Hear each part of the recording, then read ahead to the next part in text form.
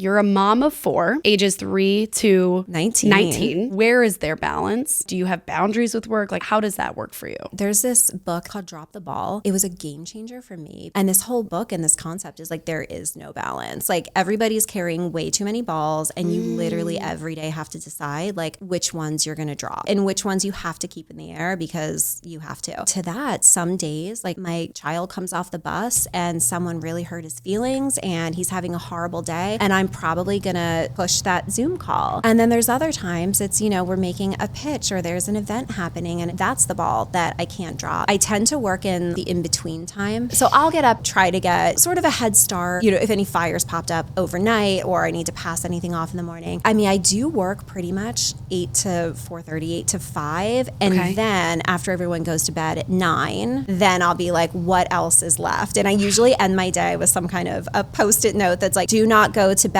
until ... Yeah, what is the ball that cannot be dropped? The world will break if you don't do these things. What do I need to do tonight, or I'm holding you back in the morning? Right.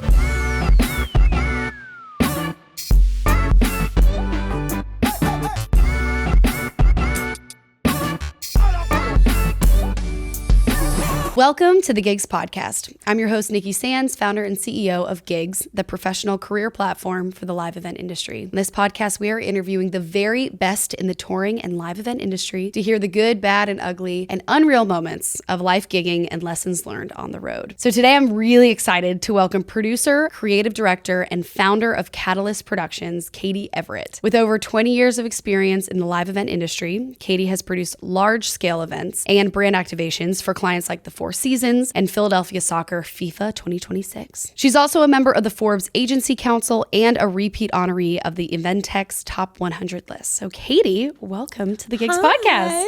I'm so excited. So happy to see you in the flesh. We had one phone call about like how could we help, Katalyst. Yeah. And I'm like, I need to get you on the podcast. And then I wanted to be your best friend. Yeah, I was like, yes, I'll fly to Nashville. Let's go. When it's do you happening. Want me? So I want to get started with, you're a mom of 4, ages 3 to 19. Yes.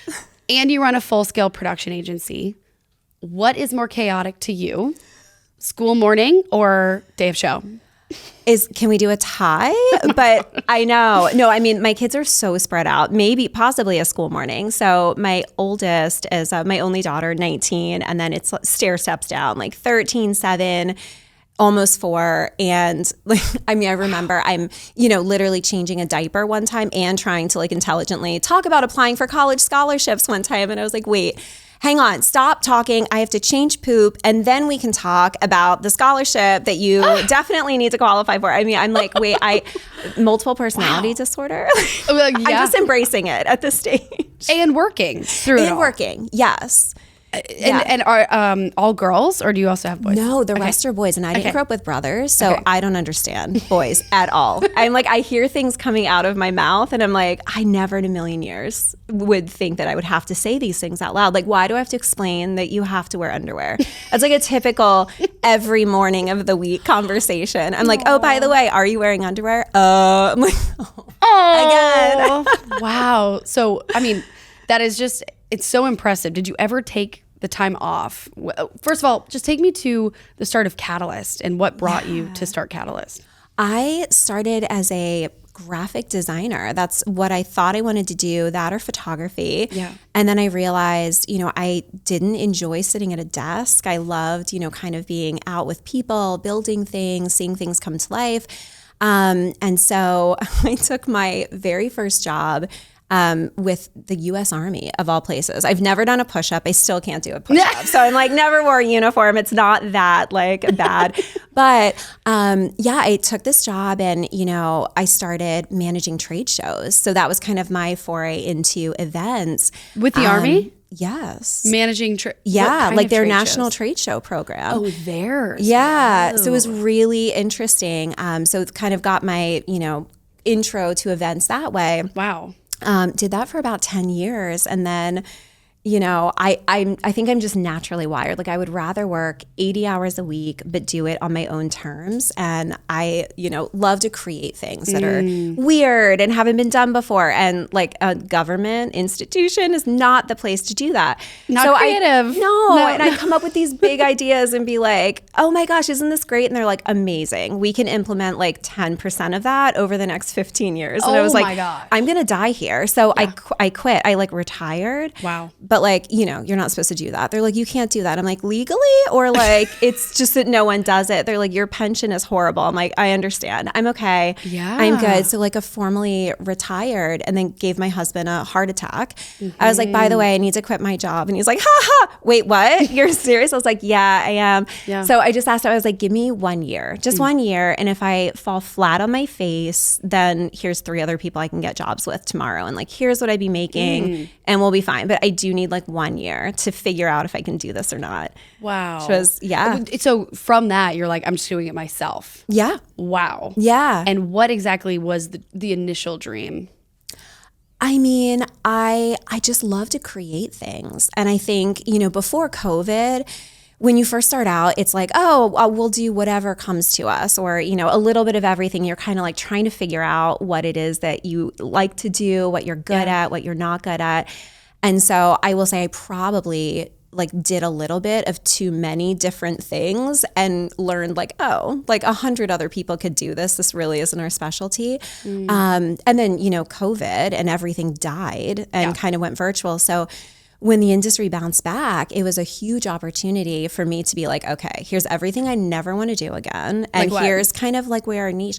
I always say, like, if it's an event that really you just need a venue and a catering team and like anybody can do that. Hire any one of 1,000 different people. You don't need me. You don't need to pay me. I'm going to be frustrated. You're going to be frustrated with me. Like, this is not a good marriage. Yeah. But like our sweet spot is that client that's like, I don't know, we want to like hang a car from a ceiling and I hate all of these like hotel venues and we want to go somewhere cool, like underground. It's like those I'm like, yes, I have no idea if that's even possible, but let's figure it out. Like those are my sweet spot. Really creating. Yeah. Ooh, wow. Yeah. I think it's honestly just that I get bored easily. Like I don't like doing the same thing over and over. Yeah. It's like we don't do weddings ever. Yeah. No mitzvahs. Yeah. Yeah. And mad respect for those people. Were you already a mom at this point when you decided? Yeah. So I started the trade show circuit. Yep. But actually, my daughter traveled with me for the first 2 years because she flew for free. Wow. So I'd buy my mom's ticket. So I was only buying one ticket. And yeah, I mean, we saw like every concrete, you know, convention center from coast to coast. And yeah, so yeah. Okay. And then, so when was Katalyst born then? 2015. So yeah, 10 years 10 this years. Year. I should have bought a cake. I know. I should have made a cake. My gosh. Congratulations. I clearly can't tell time. So no. Okay. So what was the very first project you had within Katalyst? So official one that like we did under sort of, we created this was an event called Beats and Eats. And so it was a food and music event. And it was a concept that I literally came up with, you know, I don't know, sitting on my back porch or whatever one day. And I was like, what if, like, why does no one take the best of food and the best of a music event and like smash them together? Because you go to food events and, you know, it's these insanely talented award-winning chefs, like standing behind a table, slinging food, they're sweating, like they're all stressed out. It's not, you know, it's not great. And the entertainment is horrible, but the food's great. And then you go to, you know, like an arts event or like a music event, a culture, the entertainment is insane. Yeah. But the food is like horrible. It's like, how many rubber chickens can you eat, right? So it's like, what if we like mash them together and then we do it like Last Supper style at long tables. So we like force people to talk to each other. And so we created this format, talked a celebrity chef, Robert Irvine, into emceeing the first one. Cool. And, you know, it was like 7 celebrity chefs and, you know, all these multiple courses, oh, wow. pop-up music performances in between each course. But the funny thing was we had I think we had like 3 sponsors that had underwritten it. So, oh my gosh. Oh yes. I mean, we literally shoestring budget. Yeah. I mean, I knew nothing about, vendor management or anything like that. I'm like figuring it out, like, not doing it with a budget is very different. Yeah. And I remember a vendor fell through that was providing all of our back of house kitchen equipment. And it was like, oh, sorry, we thought we had we have celebrity chefs coming in. I'm like, oh my word. Oh my gosh. Like my gosh. So I start calling and I call 7 vendors, 8 vendors. No one has anything available. And 5 p.m. hit and everybody stops answering their phones. And I remember like I had talked this big chef into hosting the event as a donation. Like my reputation's now on the line. We don't even have anything else that we've done really. And I remember walking out my front door and I just like laid in the front lawn. Like our driveway is getting resealed. My husband's like, you can't lay here. I was like, my life is over. It doesn't even matter. He's like, no, but people are like looking at you. It's like, it doesn't matter. Like my career's done. I'm never going to work again. Like it's funny. So obviously we found a vendor, but yeah. That was wild. Well, I love that you went there because that's like the difference sometimes in just how you handle the shit in events and when things will always go wrong and allowing yourself to feel it and lay in the grass and be like, okay, I'm done. That was fun while it lasted. What brought you, picked you up off of the ground? I mean, I think just, I don't know, maybe like being a dog on a bone and just, you don't ever want to see anything die. Like there's always a way to recover. Yeah. It's just, it might be expensive or it might not be, easy or you might have to call in a favor. But I think that's probably like a principle of all good producers is like, there's never a reason why something actually can't get done. Mm-hmm. It's just like, were you not creative enough or, to think of the solution. So. Okay. Kind of on that note then. So anything can be done. Like anything really can be created and done.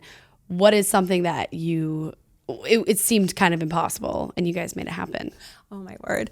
How much time do we have for that? We could do a whole podcast. Girl, we're here. I know. Okay. No, like the first like luxury event that we did was the Four Seasons grand opening in Philadelphia. And I mean, you mix like ongoing construction. So the building wasn't even done. Like my first walkthrough was with a hard hat. I'm like, they're like, this is where the ballroom's going to be. I'm like, I'm trying to visualize this. I get it. Half the building was union, half was non-union. So you mix that into it. Mm-hmm. And so much pressure. They had saved their entire marketing budget for the year for this one event. Oh my God. That was going to be it. So it was like no pressure. And I mean, the timing, it was like, they wanted to invite 300 people and they're like, everybody has to experience each of these 9 spaces, but none of the spaces could hold 300 people. So you can't just like invite them and not like have a place for them to go. Mm-hmm. So we kind of leaned into that like luxury hotel, like choose your own check-in time period. So we like, small groups, we kind of fed them through these spaces. And one of the spaces that they, wanted to activate was their pool, which is like this on the 57th floor, infinity pool, like first ever at this height. And they're like, we want live entertainment in the space. I'm like, okay, there's like no space. There's like a deck, like a tiny, I'm like, you can't fit humans and a band system, or like artists. Yeah. Like all these things. And there's echoey. I mean, it's like all glass. I'm like, this is a horrible idea. And they're like, no, like it's really important. We need live entertainment. I'm like, well, the only place to do it is like over the pool. But they had flown in custom tiles from like, I don't know, somewhere in Europe. Nothing could be on the bottom. Nothing could touch the tops of the pool. So I'm like, how in the world? So we called in one of our staging partners and this like 19-year-old engineer literally worked like overnight. He's like, I think I came up with a redesign. Wow. Like basically built like a suspension bridge design. In the pool that, they called in ownership engineering and the guy's like, well, I hate to say this, but I can't find a reason not to approve it. And I was like, so does that mean we're approved? He's like, reluctantly. Yeah. So I was like, okay. So I mean, crazy. Love that. Yeah. I mean, it was just like one thing after another. Who did you have play?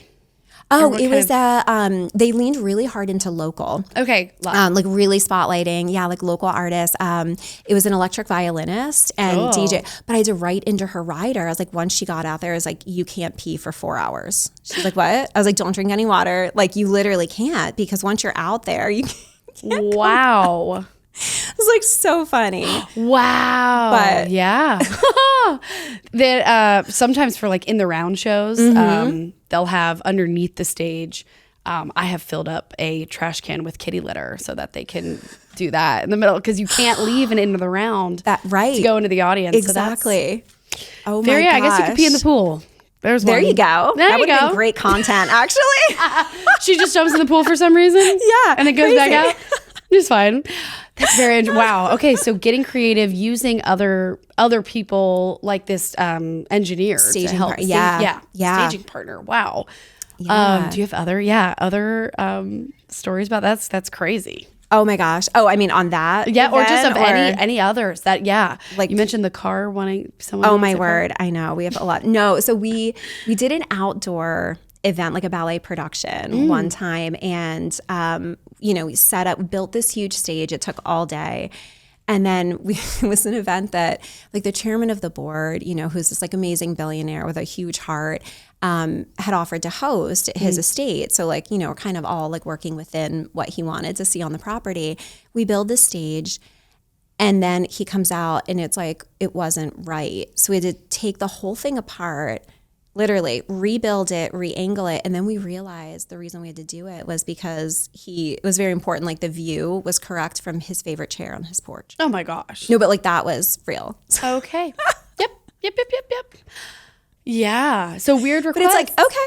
Yeah. You're just to make it happen. We're doing it. Sure. Wow. Did you study any of this in college, or how did you get into this I wish world? there was actually a program for this. Like, I think it's just like problem solving, Mm-hmm. But what was your first gig you ever worked that got you into this world? Oh my word. It was the most horrible trade show ever in like Orlando in, the middle of, I don't know, summer or something. And I'm like 22. I have no idea what I'm doing. Yeah. I've never worked with like union labor before. Like, I literally am figuring this out as I go. And I clearly looked bewildered. And these like, middle-aged women came up to me, and they're so sweet. They were trying to be so helpful. They're like, honey, you're doing it wrong. And I was like, what? They're like, no, you're doing like all of this all wrong. And I was like, what are you talking about? And she's like, well, it's load-in day. This is the day that you have to wear like your shortest shorts, and you wear your like really short shirts, and you wear and that's how you get things done. And I was like, no, literally this at 22, this is the advice I'm getting. And I was like, okay, well, I'm built like a 12-year-old gymnast, so that none of that is going to work. So I was like, okay, but I can bake cookies. So I started literally baking chocolate chip cookies and taking them with me in my suitcase. And every convention center I go into, I go straight back to the union steward's office, and I'd be like, hey, listen, I know you guys are super overwhelmed today. Totally. Just wanted to say hi, drop these off for you. No rush, whatever. Aww. I'm in booth, 802. Yeah. First truck in, first truck out. Whoa. So these women were giving you the advice to like, use your womanhood to go like flirt with the steward. Yeah. Which, like, if I had the assets, maybe I would have considered. That's so upsetting. Okay, so instead, they're like, you're doing this wrong. It was like 20 years ago. They're not going to, I know, but they're not going to listen to you. Just bake some cookies. So they're basically then just going to help you out since you're okay. Yeah. Huh. I mean, the cookies were good. Wow. And so you still do this? I mean, it's like donuts. We always do some kind of treats. That's amazing. It's like the guys roll in and, everybody's grumpy. Everybody worked too late the night before. And it's like, I at least prefer to start from like a neutral place. I can only be making up for last night. So yes. Yeah. No, but that's such a beautiful, that's such a cool feminine thing to do. I feel like it's like a nurturing. Like a mom thing. It's a mom thing. Hey, let's start off the day. It's going to be a hard day. Yeah. I care about you. Yeah. I'm also really neurotic. So here, this hopefully by the way, hopefully makes up. I'm a mess to work with. I'm going to make your life miserable. Happy morning. So if you are like kind of this perfectionist, like I definitely have that OCD things. I feel it. Like not struggle with it, but like you're successful for a reason. You have a vision for a reason, and like how do you, I guess I'd be curious on like kind of the female side of this, where it's like not wanting to come off bossy, but you have a vision for it. So how do you kind of overcome that? I think I used to be, well, also I'm like old. I mean, once I hit 40, I was like, I don't think I care anymore. I think when I was younger, I was really obsessed with like making sure that everyone liked me, that like I was perceived a certain way. And I just, like life is too short. So I think I just stopped apologizing for it, to be honest. And I started announcing it up front, like almost like you are so lucky to be working with someone as insane as I am. So buckle up. It's going to be a fun ride.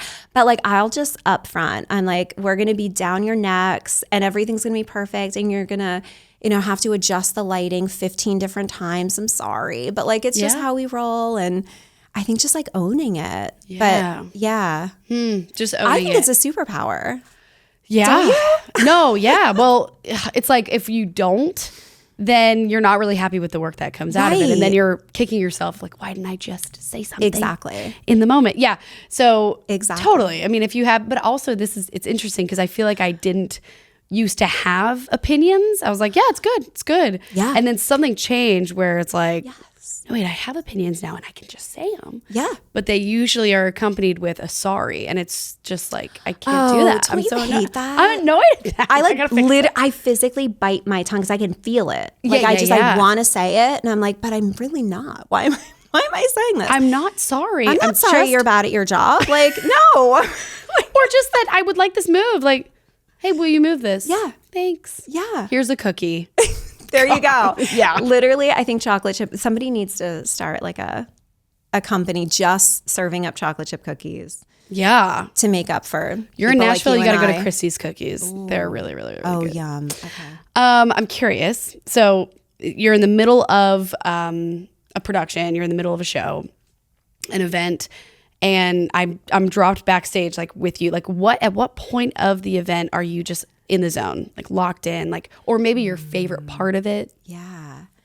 I love like, I feel like before, like show day or event day, you hash through everything that could go wrong so many times that you've kind of like already produced it in your mind. So I think like day of, it's almost like firefighter mode. It's like, okay, like we've solved all the problems we can potentially control.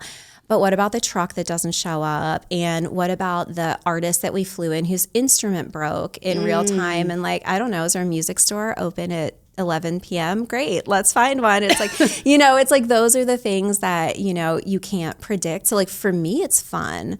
Like my mom thinks there's something wrong with me. She's like, you're so stressed. I'm like, but I'm not. Like I actually love it. Like, so it's like, yeah, just like putting out problems or putting out fires. So your company is kind of known for bringing these bold, untested ideas to life.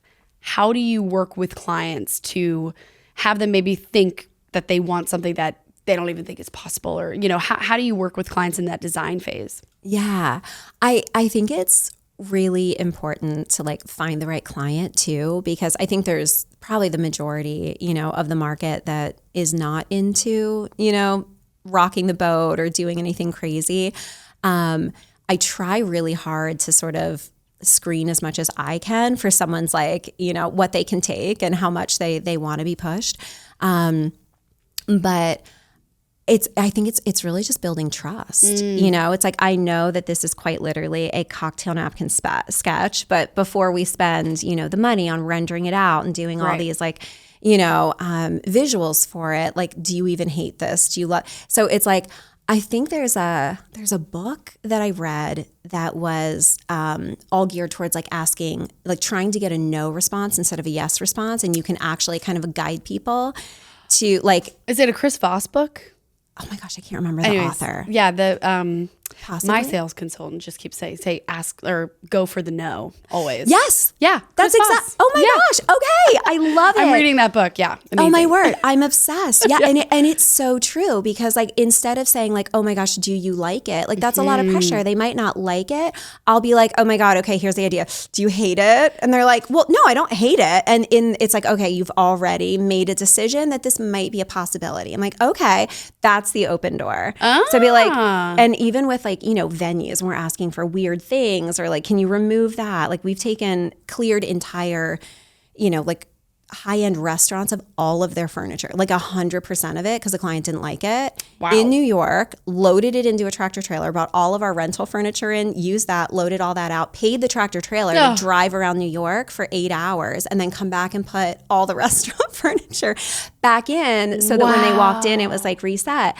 But it's like, it's just, like starting with that, like, do you hate it? Is it a hard no? Is there any universe that might exist where, this, or like red Sharpie it, tell me everything you hate. And it's like, they just in the moment, they're like, well, we don't It lets them, it like gives them permission to hate. Not that it's personal. It's just like, tell me what you hate. Yeah. Like I've been trained on the, would it be crazy if we blah, blah, blah? Is it crazy? And they're like, yeah, that's crazy. It's like, okay, now I know where you stand. Right.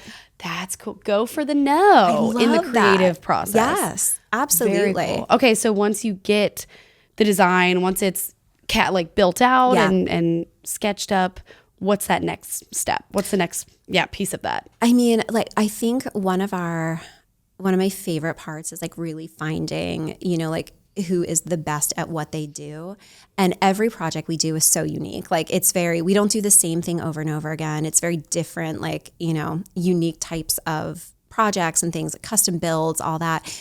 And even our carpenters, it's like there might be a carpenter that's really great at, facades for screens or props. And then there's a different kind of carpenter because a client wants something to last for, 3 or 4 years and be able to reuse it and update it. So there's like all different skill sets. So we have a really great network of like OCD people that I would say they're artists, So it's like they're really amazing at their craft.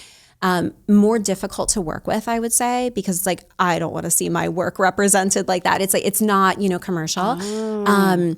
But when you have people that take what they do seriously and you have those partners that, it's personal to you or to me, but, to have a partner building a small piece of whatever it is that also is like they're owning it and now they've made it personal. Those are the kind of people, like I just say our mantra is like to work with really good humans that we trust.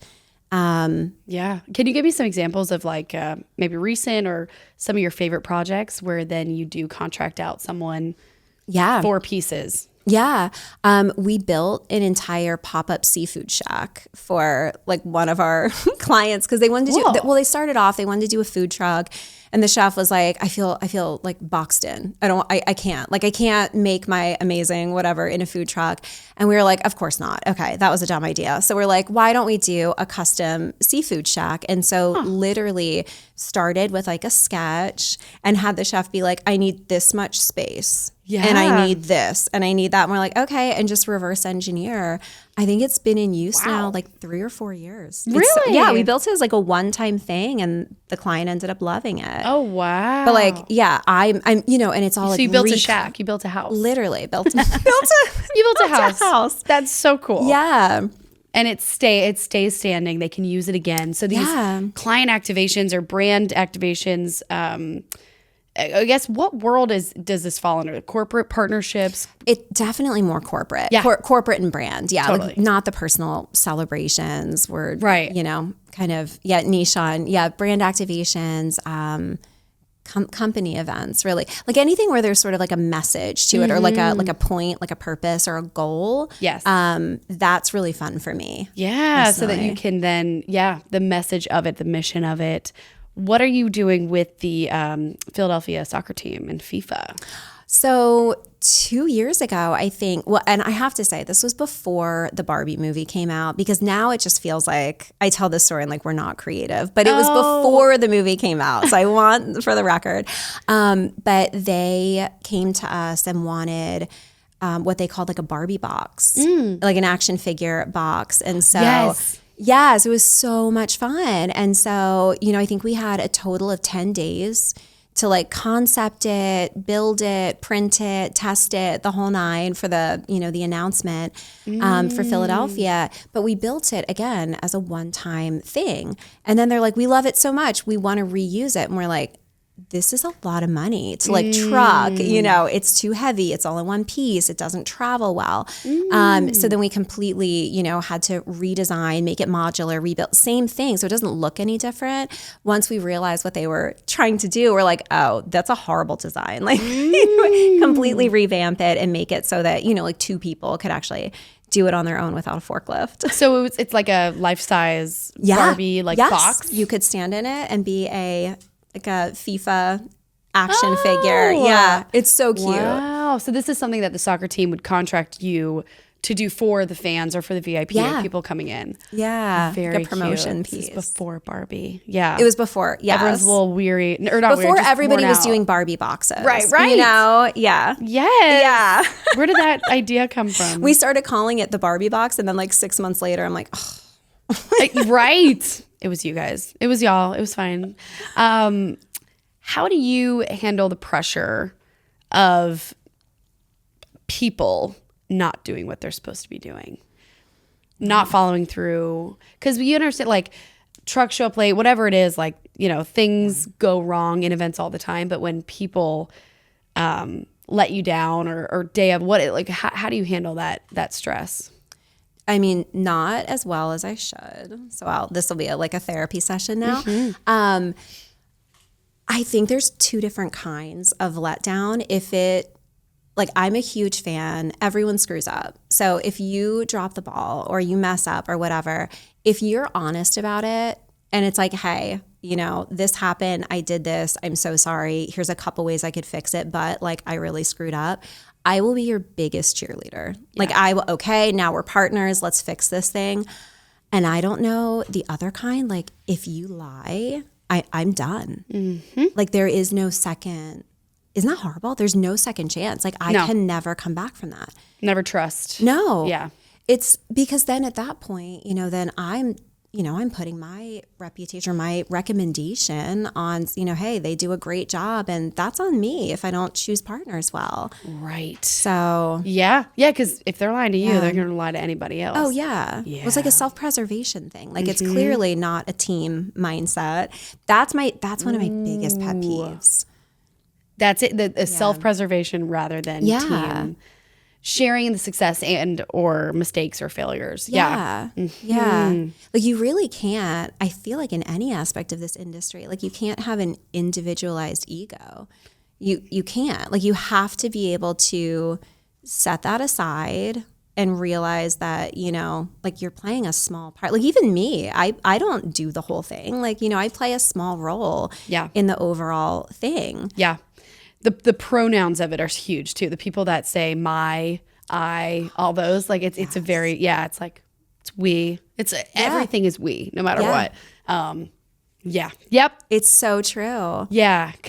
Anyways. We should teach a master class. I love this. So you've said that relationships, not revenue, are your North Star. So why is that philosophy important in this business? I know we kind of are touching on it, but to elaborate on it. I think in this industry, in like a lot of different parts of this industry, it is very easy to become, you know, kind of transactional. It's like, you know, you're moving fast, you're doing the thing.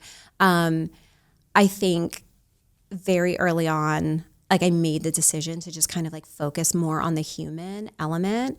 And it really is just like building the relationships. I mean, I have done projects where, you know, I gave guidance, the client didn't listen, their team did something and like damaged, you know, something. I paid to cover that because it was my relationship with them. Yeah. You know, and like a client misunderstood something that, you know, and like the gray area ones, like, I will step in and it's like, okay, you know what? I understand how that can be confusing. Like, our relationship with you is more important than, you know, whatever, $1,000 on this invoice. So like, but like, I'll flag it so they know. And then it's like, it just makes, you know, the relationship even more meaningful. But I mean, I think we become therapists for our clients too. Interesting.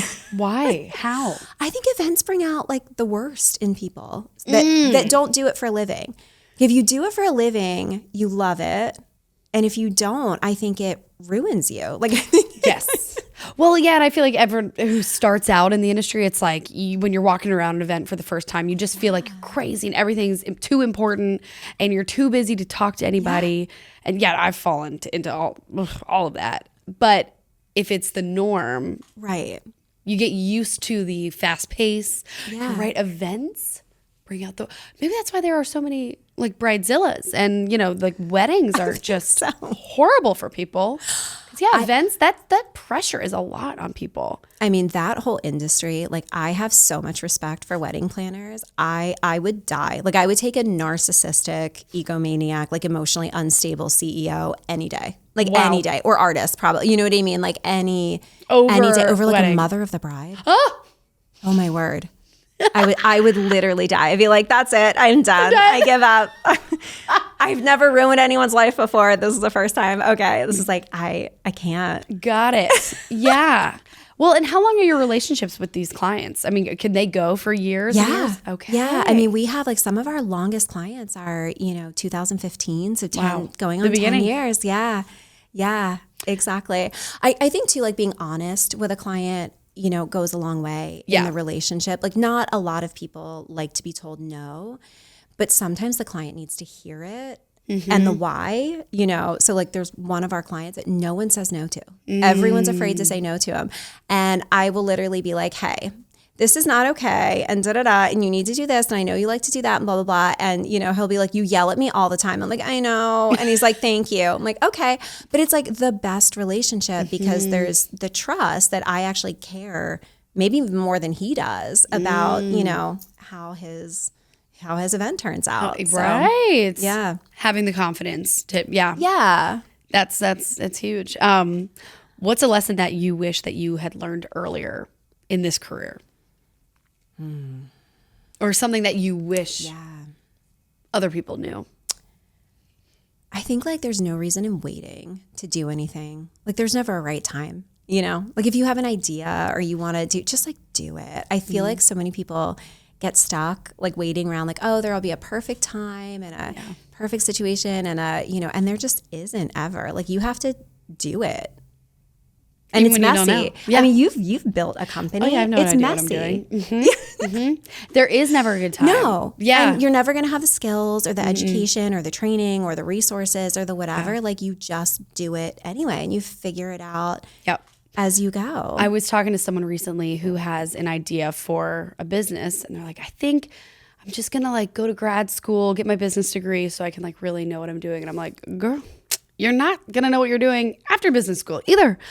Just do it. You don't need that. Yeah. You really, go to school if you want to be a doctor or a lawyer, but why, like, what's school going to teach you that the real world isn't going to teach you for business and for, I don't think I'm using anything that I learned in school in what I'm doing. No. Like literally, maybe math from high school or something like that. Yeah, like accounting definitely did help me a little bit. Yes. But I don't like it. Like I don't want to be looking at it. I'm outsourcing. So what, like, why do I need to know it? Anyways, I would have learned it on the job anyways. I know, exactly. I'm like, I actually hate math with such a passion. And I'm like, go figure. What am I managing? Master budgets for every single event where I'm like micromanaging pennies, like, agency budget, all these. I'm like, okay. But like, that's different. It feels different. Still can't balance my checkbook. But I do a really great job with budget. How big is your team? So we are 8 right now. And it's amazing. It's a really dynamic team. I have a great director of events, like super high energy. Great. I think probably like my proudest moment is realizing like that there was another human that existed that I could like download my brain into and also was like equally, if not more OCD than me, which is like amazing, right? Yeah. Yeah. So you kind of have that second in command. Yes. Yeah. What other roles are these team members? So like for this kind of agency, what if as people are looking for new work, like what other roles work with you? Yeah. So my creative director and supervising producer, I own like half of his life. So we always joke, like we have a professionally open relationship. I mean, he's like, he's worked on the VMAs and the Drew Barrymore show and, just did the SNL 50 red carpet. Wow. Like he's just, but he comes from that TV world where, it takes a couple years for things to like trickle down to events. And so he's constantly like, that might be cool, but it's actually not. Like here, we need to be pushing towards this. My production manager, all the, he's a venue rock and roll guy. And, when a union steward doesn't want to talk to me, I'm like, Jerry, let's go. It's like, yeah. And so he's like advancing with the venues and handling the stewards. Okay. Yeah. Cool. The trucking legit. And then everyone else is like really on the, producer level. So it's kind of that broad range of, really soup to nuts. Like once the concept is defined, we know what we're doing. We know how much the client, is going to spend, the budget's approved. It's like finding the weird, matcha truck that's going to do a crazy custom activation with the, whatever. And it's like, finding all these cool, artists and just building it from the ground up. So it's a lot of Googling. I was about to say, like, where do you search? Yeah. Google, I bet like Instagram. I mean, is TikTok helpful as a search engine? Yeah, absolutely. I mean, I'm too old to be on it, but my team loves it. Yeah. Wow. They're all young. Like I watch TikTok through Instagram, so I still that's me. Like feel like I know it's totally. I know I got TikTok in 2020 for like when the pandemic hit. Yes. And then it was so good, I had to delete it in a month because I was like, oh, this knows me. I'm entertained and I'm addicted. So that's just like that is a hard no. But I just watched it on Instagram. So anyways, exactly. Sorry. I love it. What is next for Katalyst or for you personally? So you got Kayla who's going to college soon or in college. I'm sorry. Yeah. In college and here taking photos, which is so fun. And then you have 13, 7, and 2. 3. No. 4. Well, almost 4. Almost 4. 3. Sorry. Almost 4.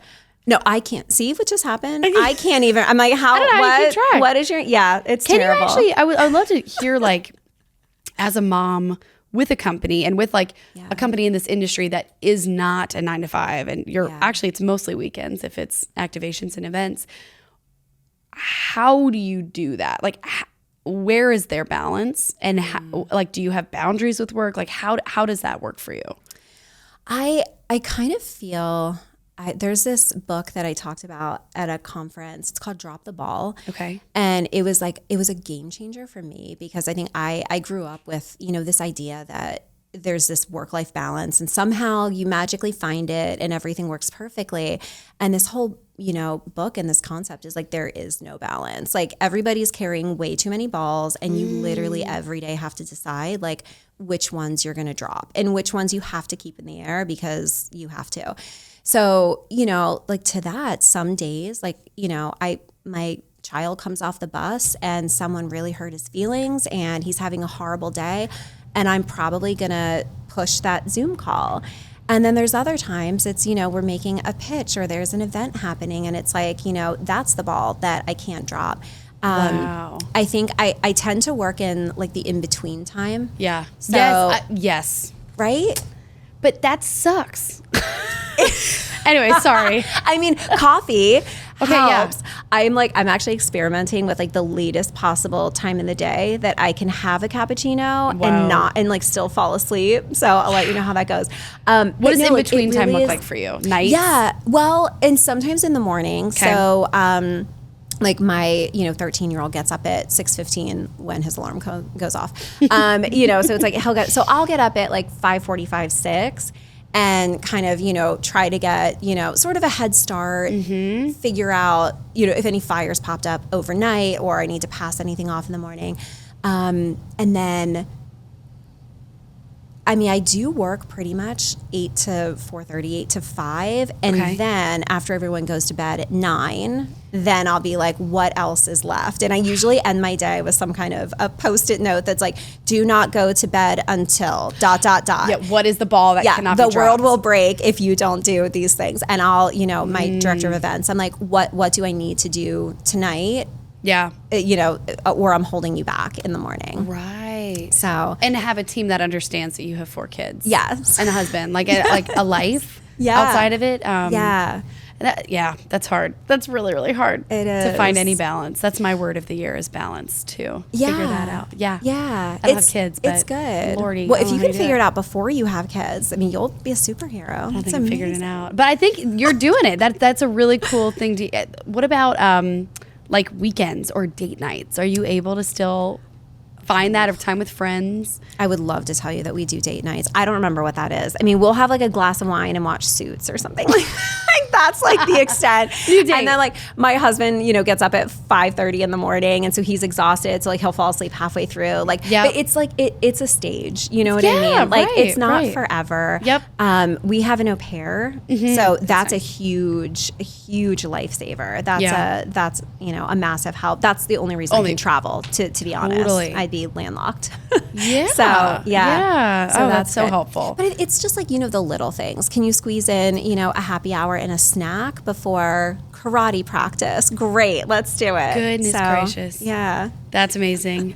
Very inspiring. Aww. Especially to women that want to have kids and work and, you know, or already have kids and want to go back to work, knowing that there is a balance. It is possible. Do you have like a favorite activation or event that you've done or that you've created, other than the Barbie or the fish shack, the ones you've mentioned? Or do you have one that you're like, I love this job so much? I mean, there's a conference that we do. I always say I have two favorite events, but I think it's the client, to be totally honest. One of my favorite challenges is like when the client's like, I don't know, impress me. How creative can you be? Ooh. Like when there's no box, that is really exciting to me. And so quite literally we'll get like a 1-page brand guide for the event, and it's like, show us what you want to do, which is unheard of.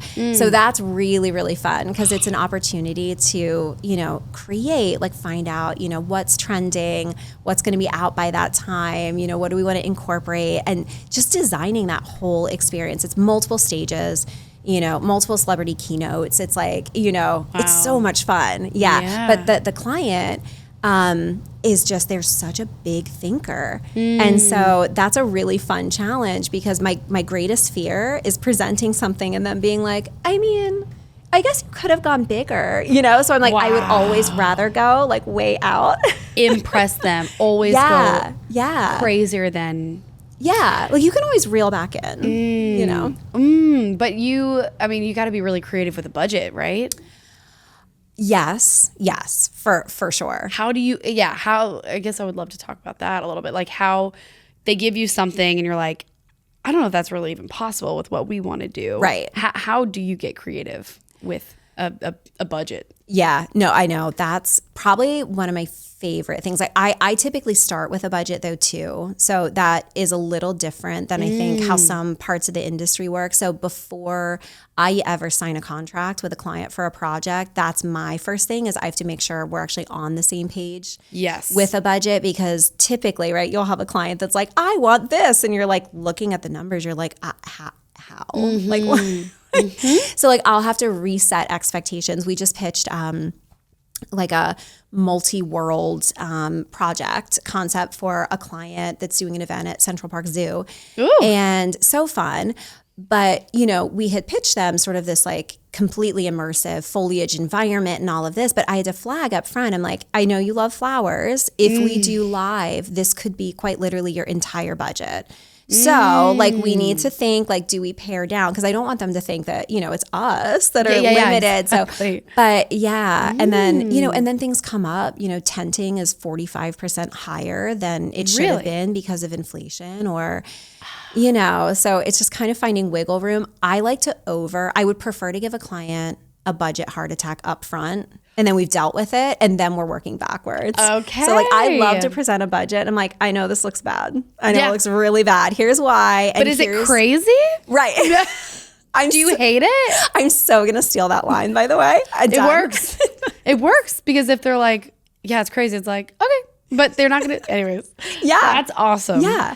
Or like bring in a couple now I'm more like sponsors. So fascinated by this event. Why are flowers so expensive? Oh my. Well, I mean, I think there's different levels of flowers too. Yeah. So Jeff Latham. You know, okay. So Jeff Latham, he'll be your new favorite Instagram follow.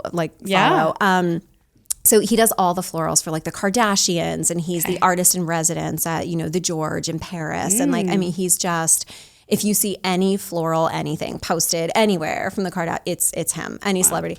So, when we worked with him at the Four Seasons, a quarter of that budget was raw materials because they have to be flown in from Amsterdam. They have to be certain. I mean, I never in my life, I've also never ever worked with another floral budget like that, but that was insane. I had no idea. I was like, a quarter. Usually a quarter of like the entire budget that you're paying. That's so crazy. It may have been like a mix of their floral and temp labor, but yeah, wild. Wow. Wild. A quarter for floral, a quarter for F&B, and we got the rest of it. Where do you get really beautiful fake flowers? I don't know, to be honest. Trying to find a place. Yeah. We are going to be, though, we're working through an installation that's, so if you do real up to eye level, this is the trick, then you can basically use anything above that because you're not focused on it. So even like the high-end florists, the hydrangeas, whatever, they'll do real all the way up to about a foot above where your typical eye level is. And then everything above that is artificial. What? And it doesn't really matter because you're not like picking it apart, No. Yeah. And that's the best trick. Saving more flowers. You're Exactly. That is a very interesting trick. Good to know. Yeah. Are there any other tricks that you guys do? Oh my gosh. Name the topic. Know. Yeah. I was going to say but sustainability. Yeah. You were just mentioning. Yeah. That's one of my favorite things is to kind of work that in. Events are so wasteful. And there's a partner we've worked with in New York called Garbage Goddess. There's a different one in each city, but, they'll take all of the leftover floral, they'll repurpose it. They'll donate the pots to local florists. They'll compost things there. So like there's ways to do it. It's not cheap, but it's important to Events kind of are think so through wasteful. That. Yeah. I know. I'm always trying to like make people take the food or all that. Yeah. Oh my gosh. Oh, I know. We'll get really creative and be like, let's run to the local fire department and here's all the containers of leftover, if it's good enough. That is amazing. But gosh. Yeah. Well, and that's where you can finally, once you're in a successful place of like, all right, now we have like day of show, post, pre, all that done. Now let's think of how we can actually be sustainable and charitable with it. That's beautiful. Wow. And some clients don't care, but some do. So it's good to be able to, kind of adapt if you can. Yeah. Have you ever hit a creative block where you're like, oh my God, why can't I imagine this building? It's like, when do you hit the blocks? Is it when you're burnt out or? That's a really great question, actually. I don't know that I've ever thought about why. But I think everybody does. Usually it's early on, when you're trying to build something or a concept or, I usually get that's been done before. That's been da-da-da. So I'll get frustrated with myself you never want to look like you're copying another, popular idea. So, but yeah, what I used to love to do when I first started, because all of my problems were, like all I could see. I'm like, oh my gosh, I can't come up with that concept, or I would literally go to like New York for the day and just walk around like a homeless person. Because I love the way that the city made me feel really small. And I realized I was like, oh, okay, you know what? I'm really and it was just a good like reset, like get out of your environment, get into like, another space. I love working outside if I can. Yes. And the Wi-Fi is not terrible. Right. But well, that's where like inspiration can happen. So you're like getting rid of ego and then also trying to be inspired by what I guess is around you. Yeah. Yeah, I was going to ask, do you ever like take a trip and just go until you're clear your head? How do you clear your head and decompress? Yeah, I've been trying to do like a 1 to 2 day. I'm like, I just want to go. There's this place on Governor's Island, I think. Ooh. It's like an elevated campground. I'm like, I just want to go. I can't because they're seasonal. It's May to October.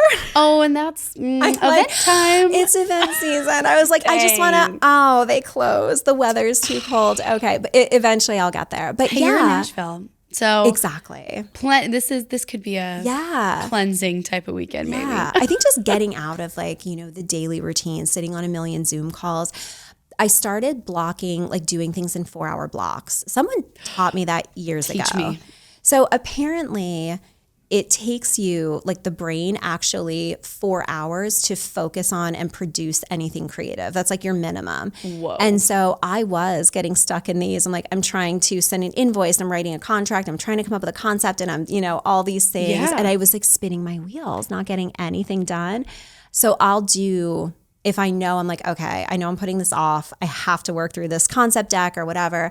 I'll do 4 hours and I'll just block it. And I know I have 4 hours with no one needing anything where it's just me and like, you know, a pen or whatever. And, you know, starting to build that. That is it, to have no distractions. Like that's where I'm struggling with right now of like, am I even getting anything done when I'm pulled in a million places at once? So blocking it off to then let the creative juices come. Yeah. Wow. Because I don't think you for that. can be creative. I don't think anyone can be when you're multitasking. Right. Or it's not going to be as good. No, I don't think we should ever multitask, right? Like that's bad. I know. Except in the events world. I think everyone I know. I was like, I'm so guilty. Yes. It's like you have to. It's the ADHD that like makes you. I think I'm just like undiagnosed. No, you know? Me too, for sure. But, and anyways, we have a rapid fire. I would love to hear about. Okay, what was the first live event you ever worked? That trade show. Oh, that horrible trade show. Right. I forgot you already answered. Sorry. Godforsaken Orlando, my least favorite city. Bye-bye. Sorry, Orlando. What's your favorite venue that you've worked in? I love bespoke, like weird ones. So like the old music. We did an event in the Last Standing World's Fair building in Cincinnati. That was really fun, but it was like a clash of design, like completely like modern tech meets, you know, in this like very historic space. So that was cool. I love like little hole in the wall spaces or, you know, raw spaces kind of converting from scratch. Cool. Love that. What's a place you would like to have an event in? Nashville. Okay. Love it. Love it. What is your go-to like tool or thing that you will always have on you besides your phone for show day?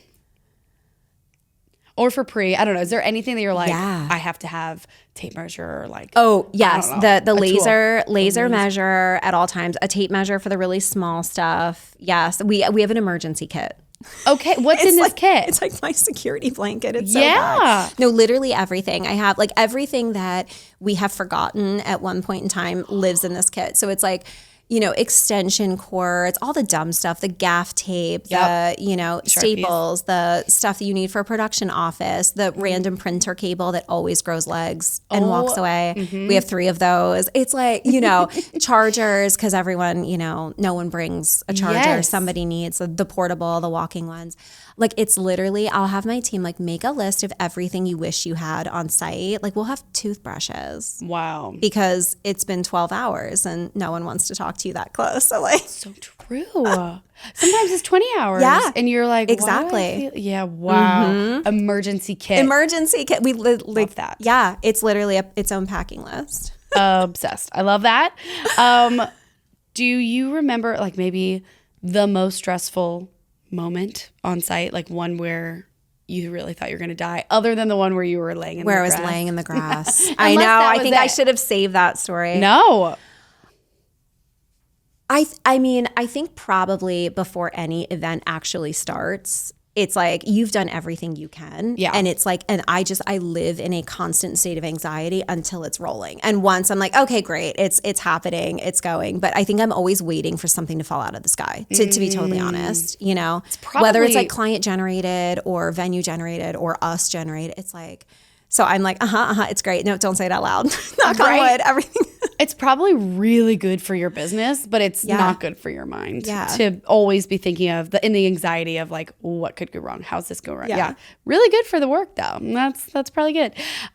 What is something that you, I guess, advice for the next generation of people coming into this? what, you'd said earlier, just do it.